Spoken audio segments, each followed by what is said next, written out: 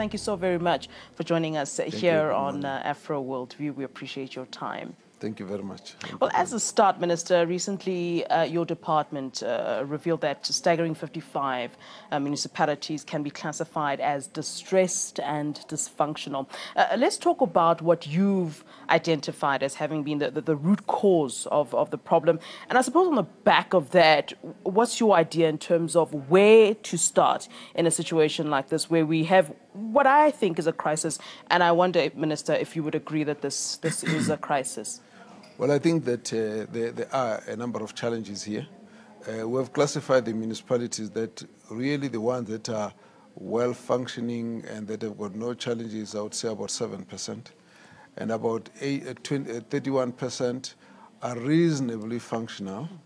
And then about another 31 are reasonably dysfunctional, almost dysfunctional. And then another 31% we consider to be completely dysfunctional. We've actually calculated about 87 municipalities which we need to intervene on various things which require intervention of both Treasury and National Corporate Department.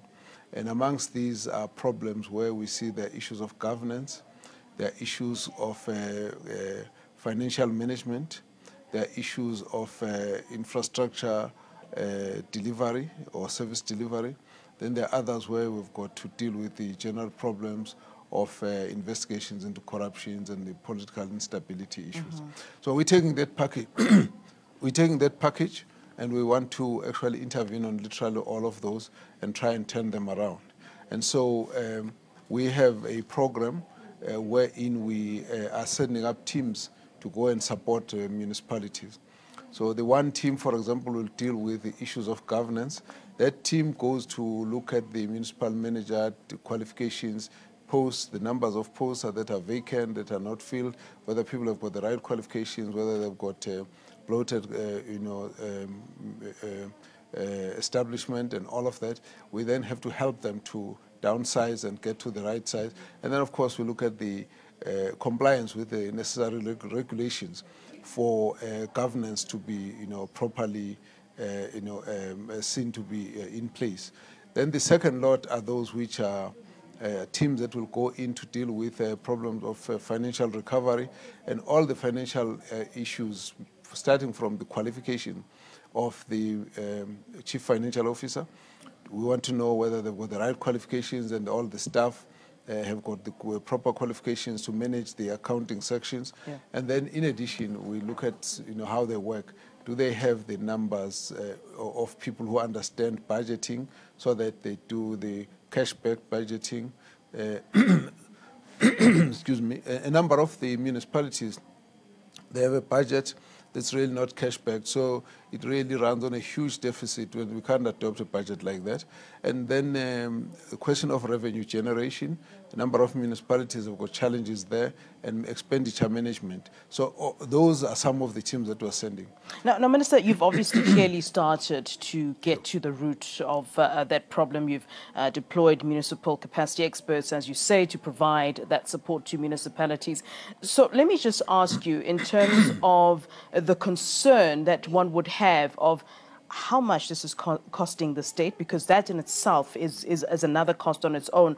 Apart from that, how long do we anticipate that these task forces will be there to help the municipalities?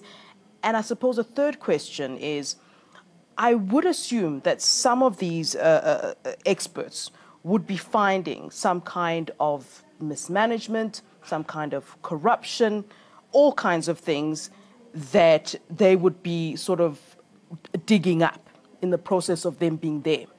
So I wonder, Minister, is there a possibility that those in local government, those that are in leadership in these municipalities, could sabotage the works of those that you've put to try and help the situation?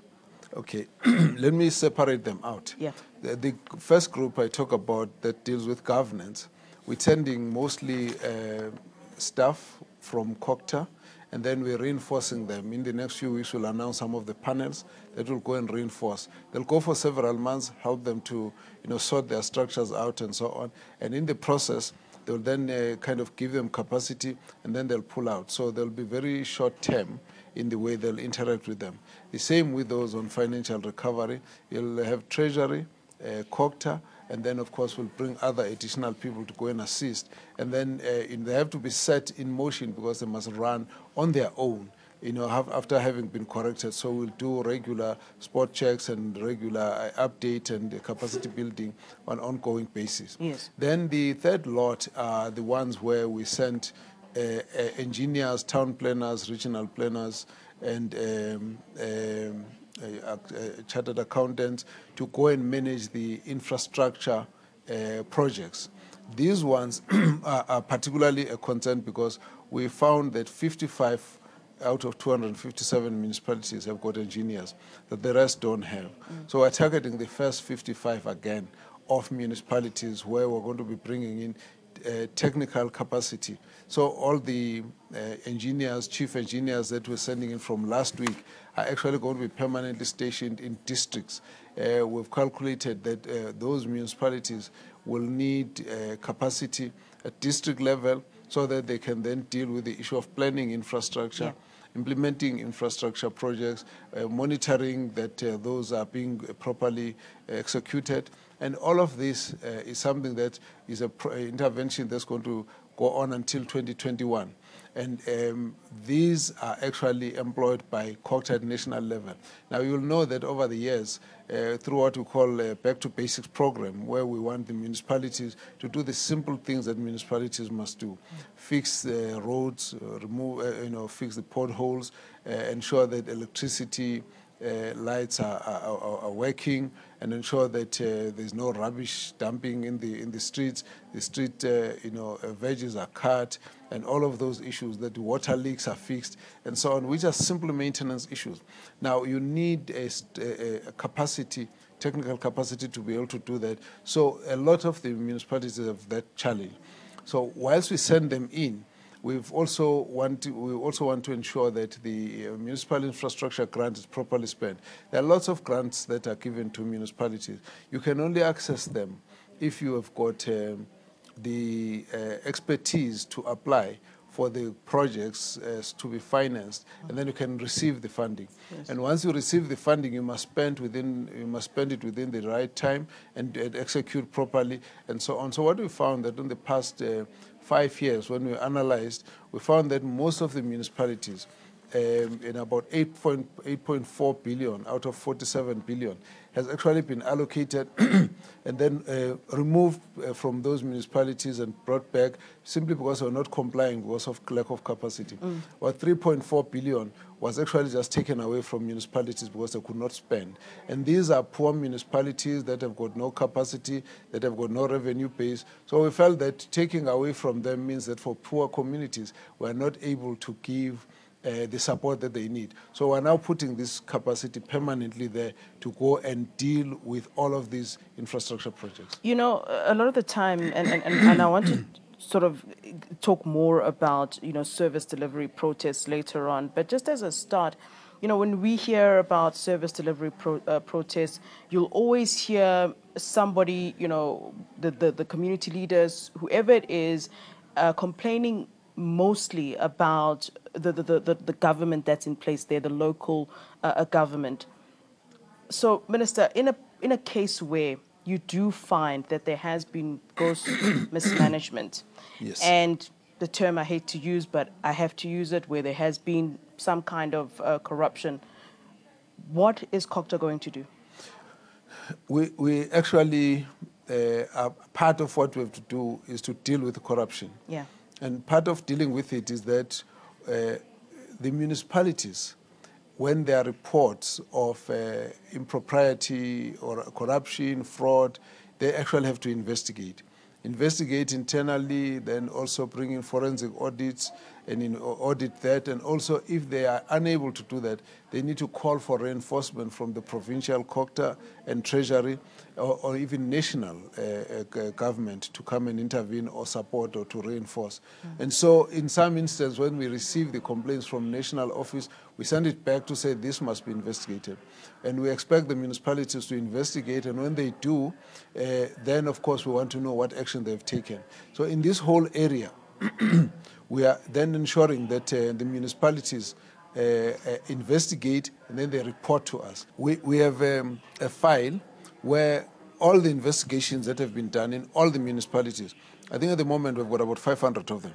We have got details of what municipality are we talking about, what transgression was reported, which are the names of who are the people who are involved, and their names and their ranks, were they suspended or not, and then has the matter been taken to the police, what's the case number, is it in court, who's the prosecutor, who are the investigating officers, has the case been closed, have you taken internal disciplinary hearing. So we monitor that entire thing from national COCTA, and where we think that it's the actions taken are not adequate, we send in a team to go and actually demand that the municipality must act on various individuals.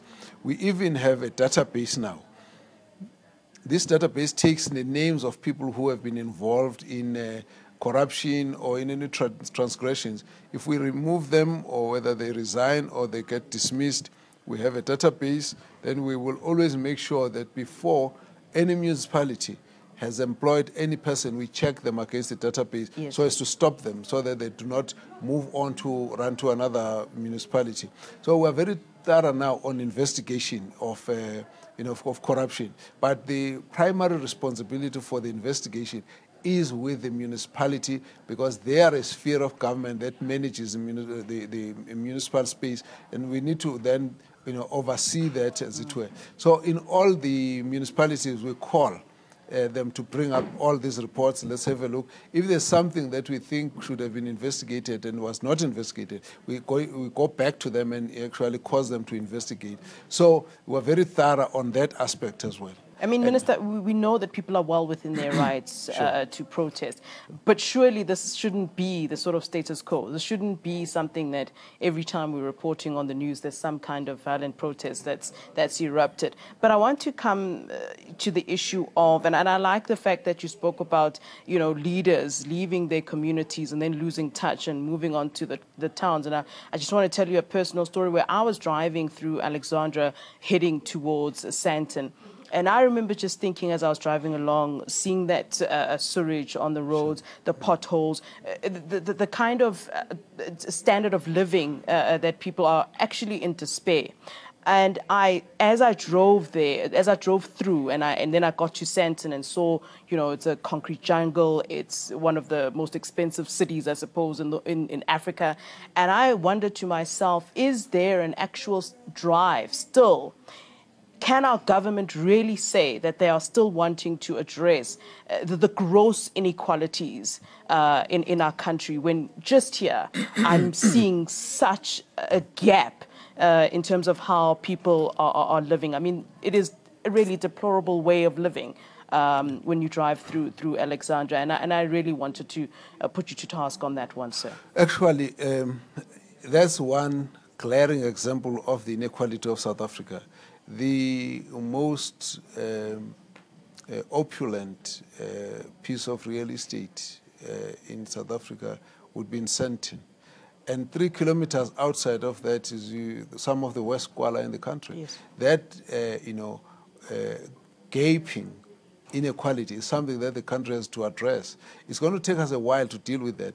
For me, the issue is that for municipalities, they need to remember two things mainly. One is to deliver services that will improve the lives of the people, but secondly is to also attract some form of economic activities that will make people to be able to get, employment, to have an improvement in the quality of life, and therefore they themselves as municipalities can even improve their revenue out of that process. And that is something that we have to work towards. And right now we have an economy that is not coping with the demands for job creation, for the life and the quality of life people are aspiring for. And it's something that we have to work together collectively as a country to build this economy. And in building this economy, we then need to understand that economic activity takes place in each and every ward, in each and every part of the country, in every municipality. And therefore, we need to look at different mechanisms to bring out,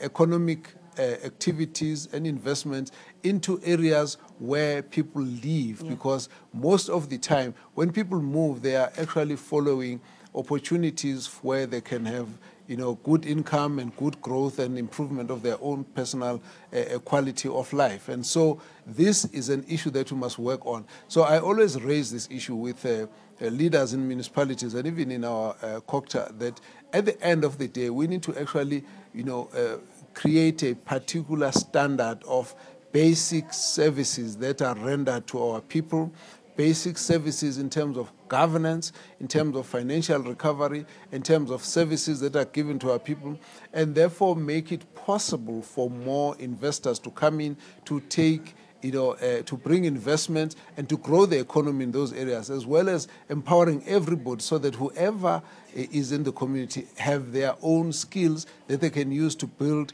the economy around them. Everyone must be able to contribute to the economy, but it has to be about a whole, macro organization at the level of the state, at the level of, larger corporates, to look at what do we do to bring more investment into some of these areas. There's no other magic.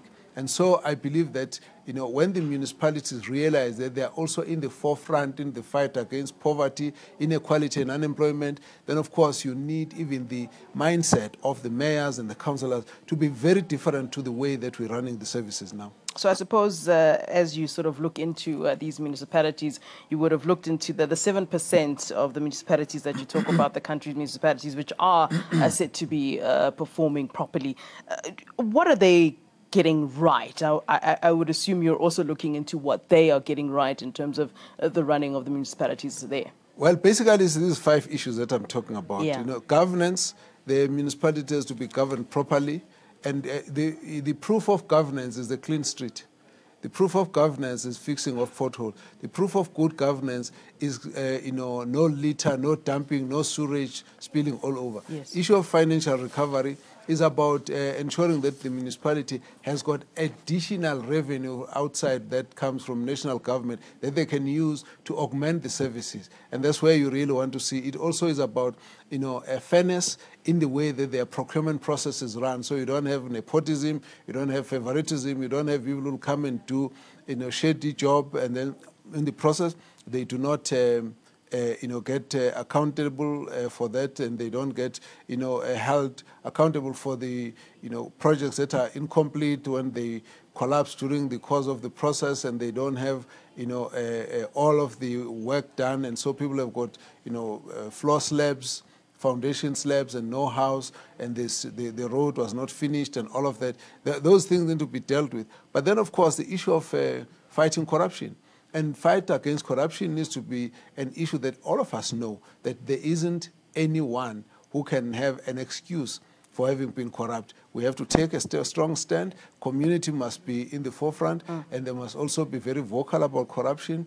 And of course, even the staff, those municipal officials and councillors must be in the forefront of fighting corruption, even amongst their own members who might be in that particular area. So it's very, very important. But the last one is the issue of political leadership. Political leaders need to ensure that there's no political instability. They must ensure that there's no infighting, no factionalism in the municipality, because you end up with the speaker and the mayor not working together. You end up with one group of the caucus not working together with the other. You end up with one part of the coalition fighting the other part. You end up with the speaker, the mayor and the municipal manager are not agreed, and you've got people, joining into groups of political alignments which are not necessary. All of these things we have to clean up. Now, I can't imagine, Minister, the pile of work you have in front of your desk at the moment, and I want to bring up another issue that is on your desk too. So, you've spoken in the past about municipalities owing for electricity, and surely this is unacceptable. Do you think that perhaps threats to cut off are seen as empty threats? And we know that often these are challenged in court anyway. You've said that this is something that needs to be dealt with quite urgently. How and what's your plan, Minister? Well, firstly, whether it's municipality owing Eskom or water boards, or it's Eskom cutting off electricity, or people protesting against electricity cut-offs and all of that, it's all desperate measures. Yeah. Fundamentally, there's an issue that needs to be looked at here. In the first instance, we're dealing with this debt. At the moment, I think about 16 billion that the municipalities owe to Eskom. But you see, the municipalities, some of them have more debt than just Eskom. So they owe water boards, they owe other service providers, they owe a lot of other people. Yeah. So there's something wrong with their financial recovery model. So we need to go and deal with that. Then there are others where the municipalities are owed by communities, where people have illegal connections, people do not pay, and so on. But in some instances, when you deal with this, it's because there's been flooding of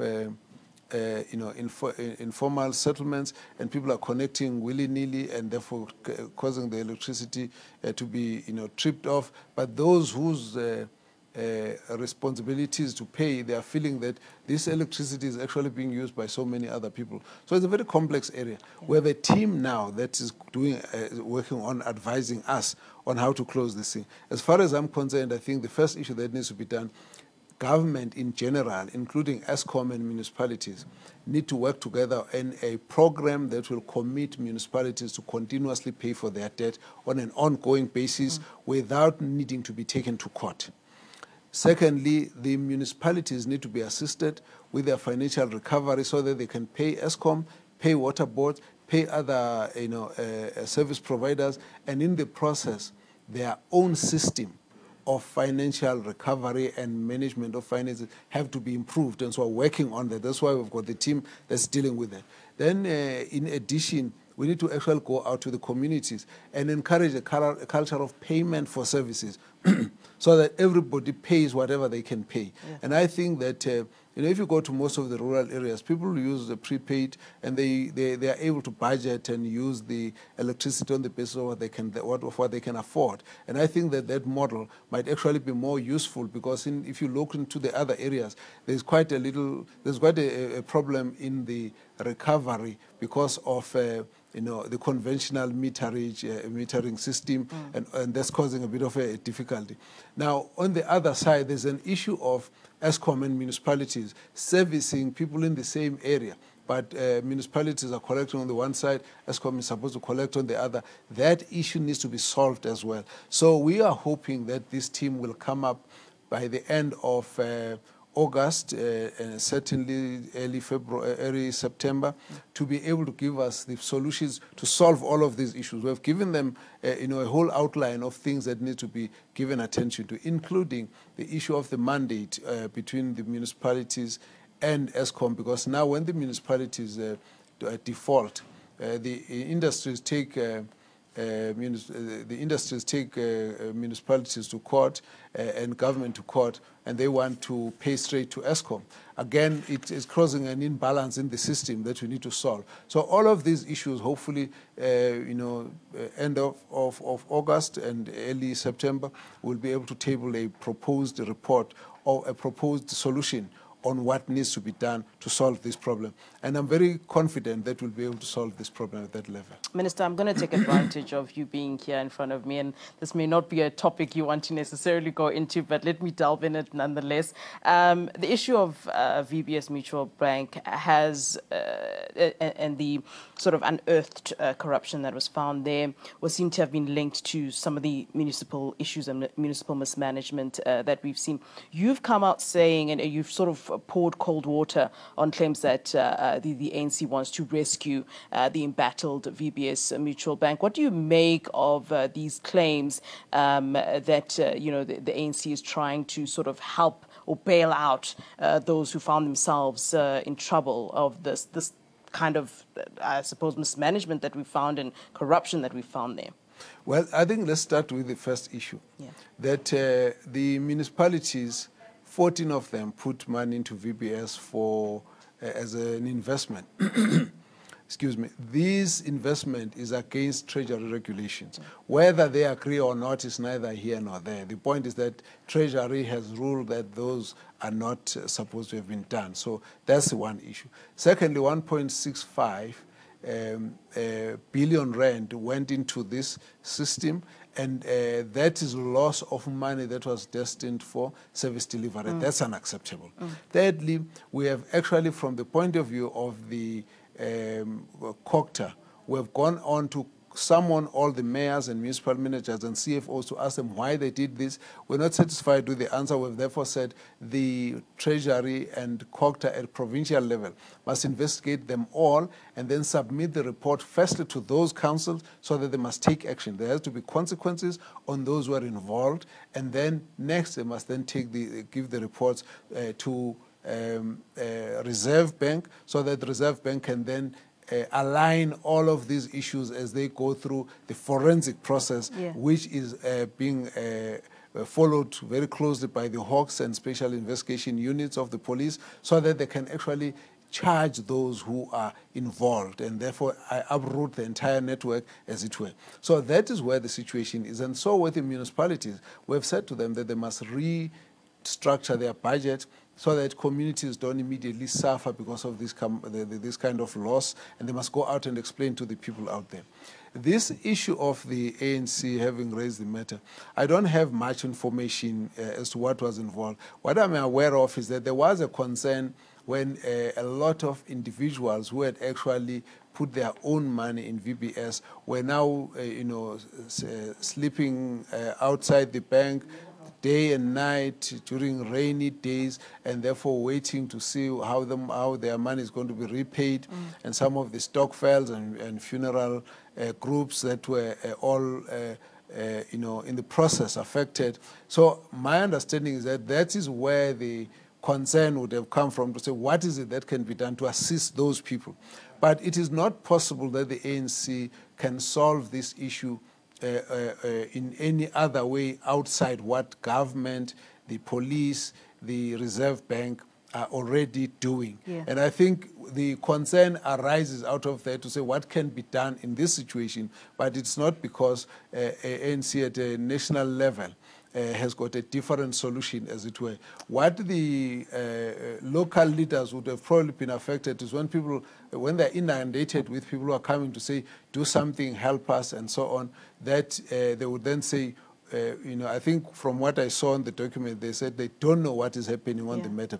I think they need to be given enough information, and they must all cooperate with the criminal investigation process. We must also assist the Reserve Bank and all of those, the police, who are involved in the investigation to solve this issue. But there is obviously a need for us to see what support can be given to people who are out there, so that they must, they must ultimately be able to get whatever is still available through that process that the curator and the Reserve Bank are doing. I mean, I understand it's all good and well that this kind of corruption has been unearthed and there's been light shed on this. But at the end of the day, some of these municipal leaders could say in justification, look, we were just trying to give support to a black bank, and that's basically where the ANC government should be wanting to push in that direction of having, a time where we can have black banks in the country. I mean, this has obviously caused distrust in terms of having that as any kind of possibility. And I know this is probably a question for Treasury Minister, but what is your view on that? The fact that this has kind of taken us a step backwards, if one can put it that way. I would say it is a setback that a bank that was primarily supposed to service black community, led by black professionals, that it goes this route. It is a setback, but I don't think that on its own we must actually be discouraged from creating such institutions because the need for them is there. In this case, our focus should actually be that whether these were black or white or green or whatever people, if there's fraud, then we deal with it as fraud. If the issue is people have taken advantage of money which was destined for poor people in service delivery or in personal savings, that situation is unacceptable. We need to act on it as such. All right, Minister, it's been a great pleasure having you here with us. Thank you very much Thank for you. giving us your time this morning. Thank you. You're welcome.